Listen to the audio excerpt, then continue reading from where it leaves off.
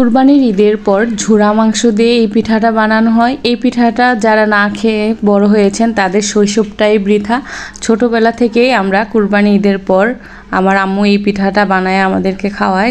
ঈদের দিন যে মাংসটা রান্না করা হয় এই মাংসটাকে অনেক দিন ধরে জাল করে এরকম ঝুরা মাংস হয়, আর এই ঝুরা মাংসটা দিয়েই এই পিঠাটা বানানো হয়।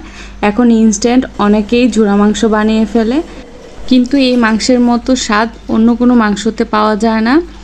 আমার আম্মু চালের গুঁড়ি দিয়ে এই পিঠাটা বানায়। এবার চালের গুঁড়ির সাথে হালকা একটু আটাও দিয়েছিল। গরম পানিতে দিয়ে ভালোভাবে সিদ্ধ করে ডোটা বানিয়ে নিয়েছিল। এখন রুটির মতো গোল একটা শেপ দিয়ে এটার ভিতরে ঝুরা মাংসটা দিয়ে দিচ্ছে।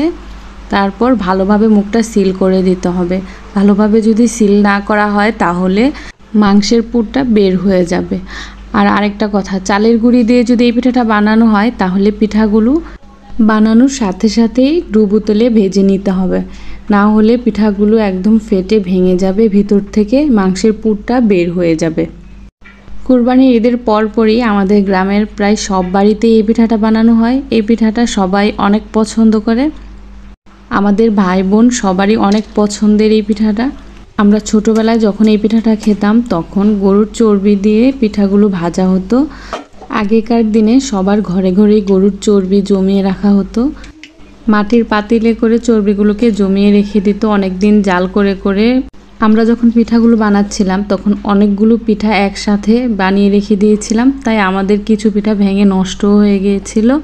তারপর থেকে সাথে সাথে বানিয়ে সাথে সাথেই তেলে ভেজে ফেলেছিলাম, তাই পরের পিঠাগুলো আর নষ্ট হয় নাই। এই পিঠাগুলো যখন ভাজতেছিলাম তখন বাইরে প্রচুর বৃষ্টি হচ্ছিল, অনেক অন্ধকারও ছিল বাহিরে। পিঠাগুলো সাথে সাথে বানিয়ে ভাজার কারণে আমাদের অনেকক্ষণ সময় লেগেছিল, কারণ আমরা অনেকগুলো পিঠা বানিয়েছিলাম।